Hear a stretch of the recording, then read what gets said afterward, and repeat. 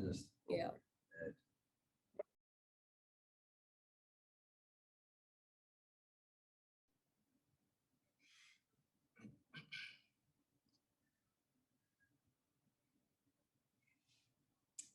A very good afternoon to everybody and welcome to this press conference, this pre-match press conference with Dean Elgar, the South African Test captain. As usual, everyone, may I please ask that you keep your monitors muted and that you raise your questions or you raise your request to ask a question in the chat panel. I will make sure that everyone gets a turn at least once.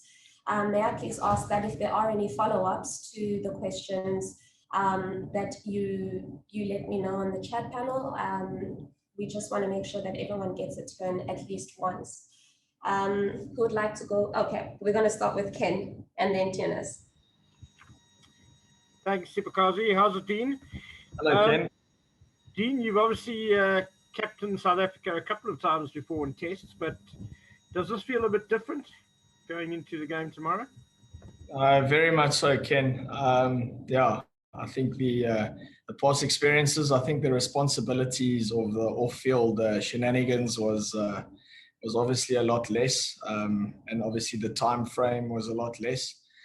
Now being a lot more hands-on, a lot more productive, a lot more responsibilities off the field, be it meetings or activations or doing press conferences. It's obviously changed in quite a big way since my previous experiences.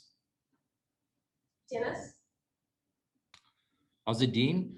I just want to know with regards to the playing 11 and in particular Temba, is there still a question mark on Temba's fitness or if he's completely fit? Where do you see him fitting in the batting lineup?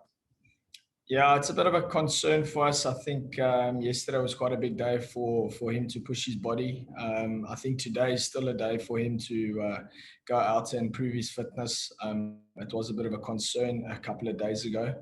But again, I'm not a doctor or physio, so they obviously have to do their respective jobs with regards to proving Temba's fitness. And obviously, if Temba's fit, I think he'll be slotting in that number 5 position. I think he's accustomed to that now, and I think he wants to obviously fit in the batting lineup in that spot. Morgan? How's it, Dean? Are you well? Hello, Picky. You well? Good, man. Dean, what do you make of the West Indies, including a 19-year-old Jaden Seals in the team, a kid that's played one first-class game, barely 10 games? And have you guys been able to analyze what he might bring? Because obviously they must think he's very special if he's probably set for a debut at 19.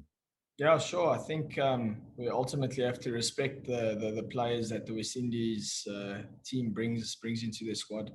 I've seen a limited footage of the new player, the 19-year-old guy, and a lot of it is T20 cricket, which is obviously recorded and sent to us that happened in the CPL. Yeah, it looks very much similar to Lungi. With regards to a bowling action point of view. So I think we've got a good reference there within our squad to obviously try and prepare against the guy if he is to play tomorrow.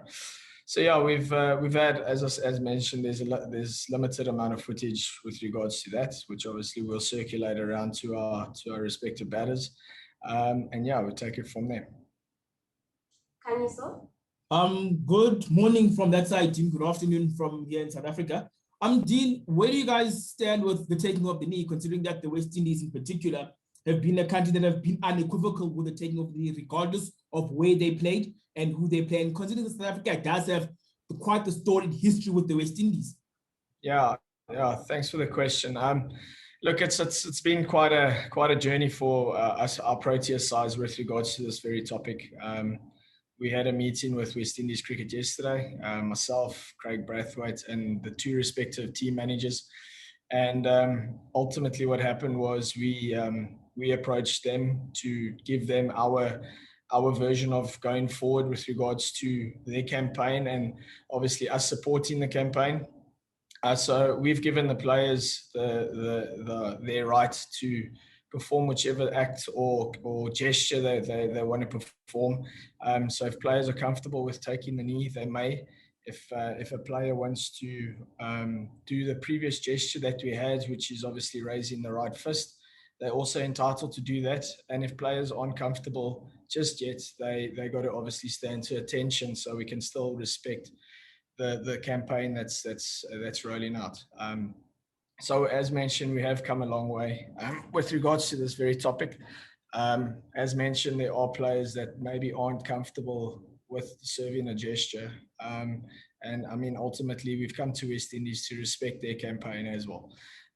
We've also come to West Indies on the back of a lot of long chats within our squad, and it's maybe taken us a year to reach this point and topic, where we feel that every player has a right. They've got a sense of belonging within this team.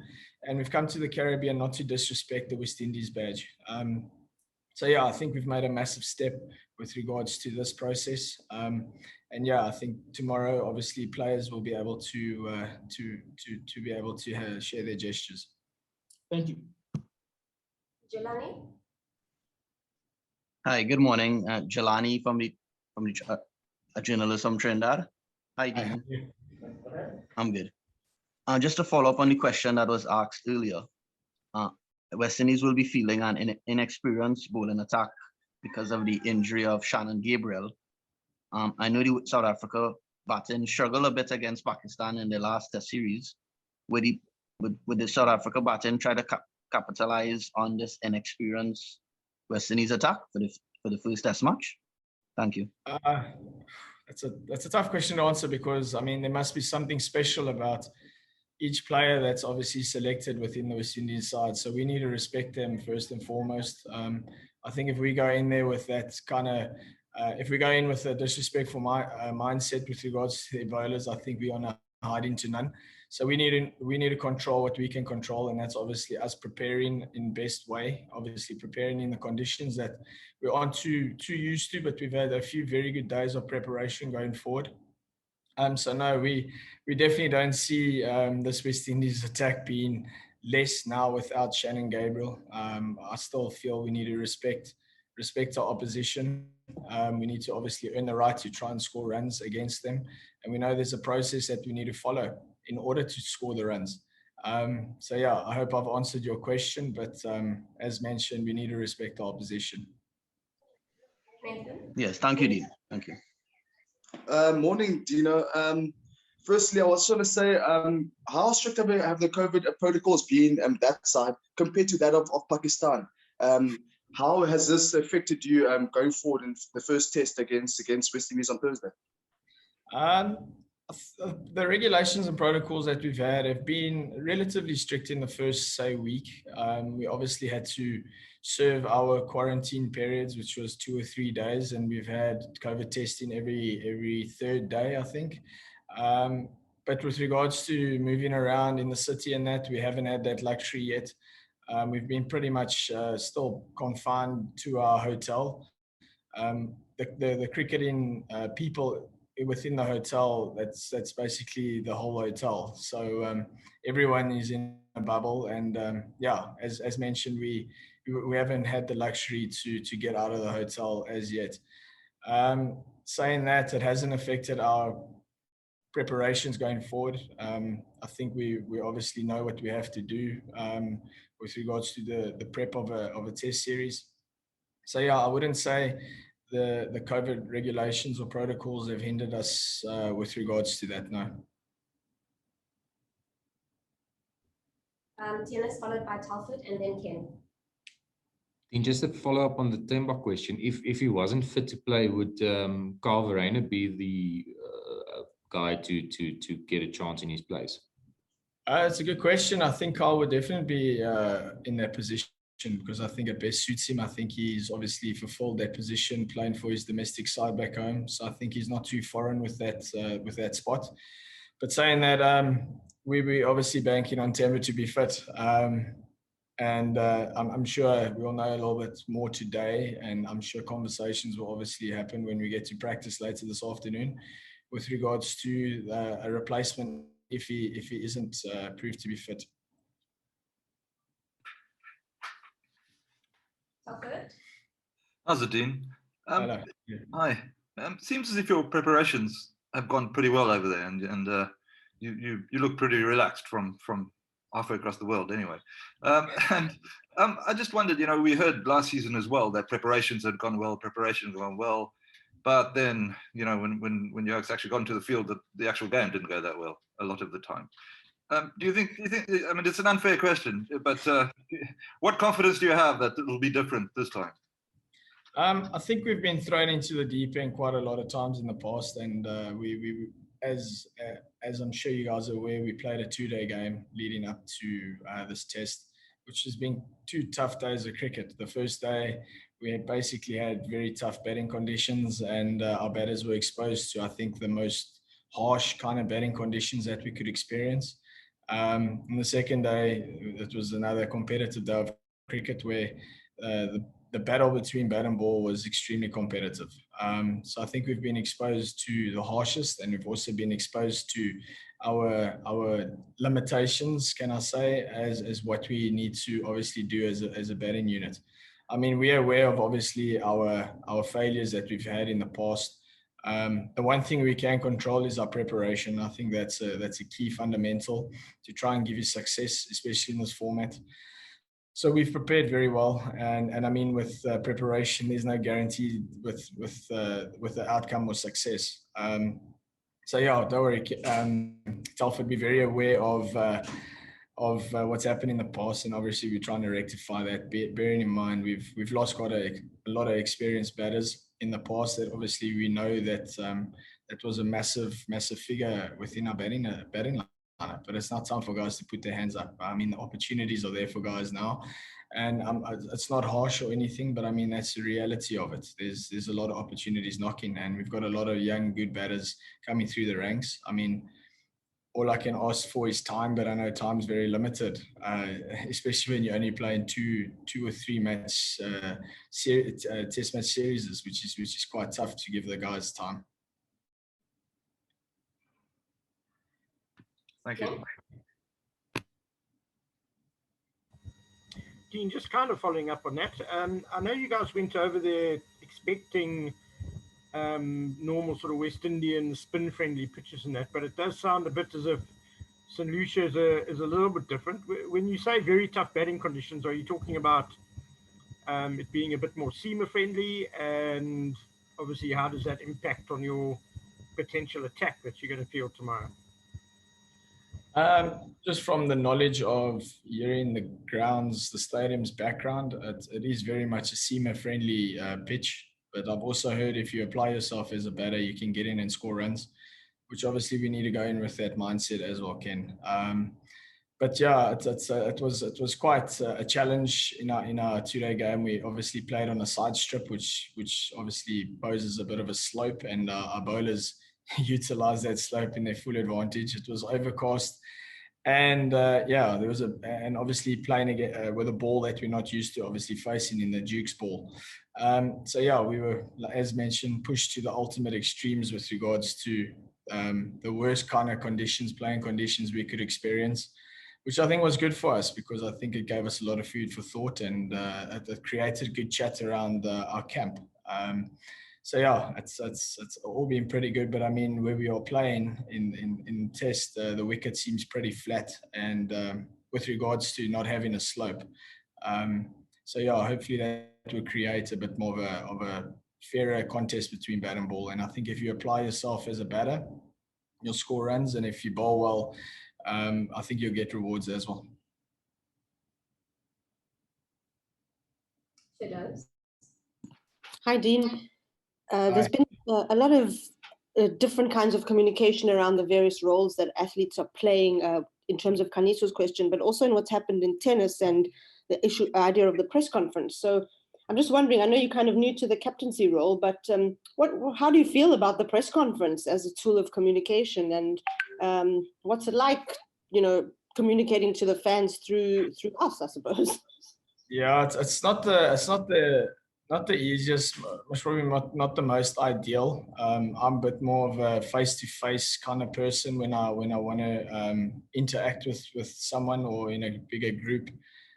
So that does pose a little bit of a tougher challenge. It's basically, it feels like I'm talking to myself now, and I've got a mirror in front of me, which is not ideal. So I prefer seeing face-to-face value. I mean, it is what it is. We need to adapt to the current situations that we are in the world at the moment, and we need to respect that.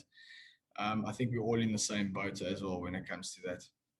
I think, sorry, Dean, also for those who's asking, how do you feel about the press conference in general as a mode of communication with the media?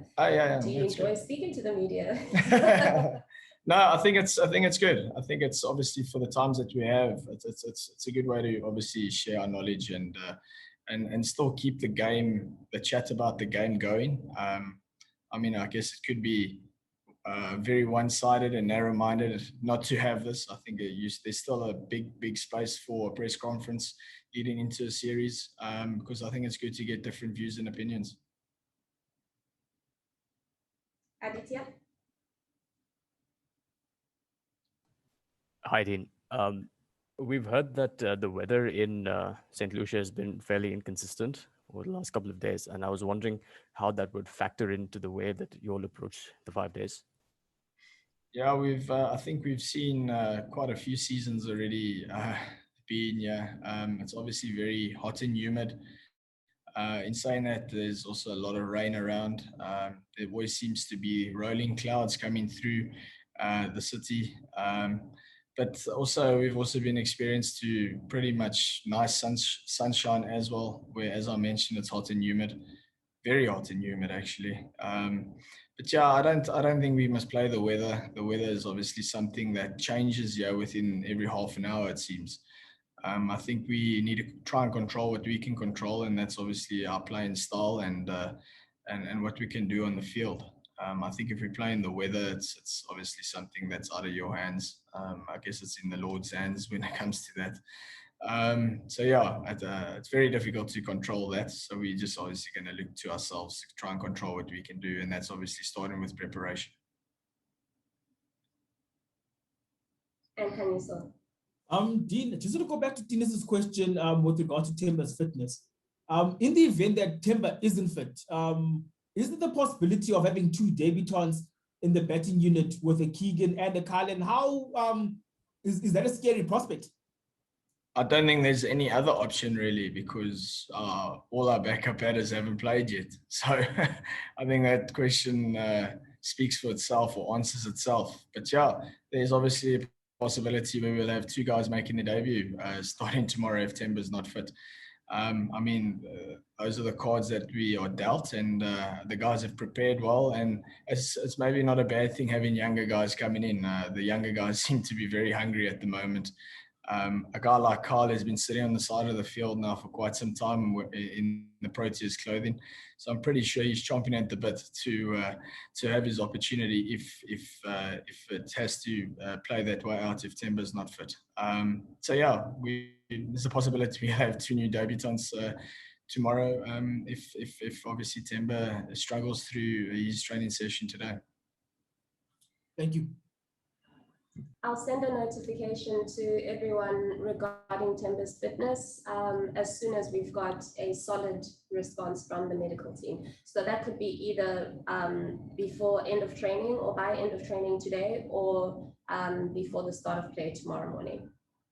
But thank you everybody for joining us today, and we look forward to giving you guys some very entertaining cricket tomorrow, and we'll have a chat after play. Only write good articles, eh?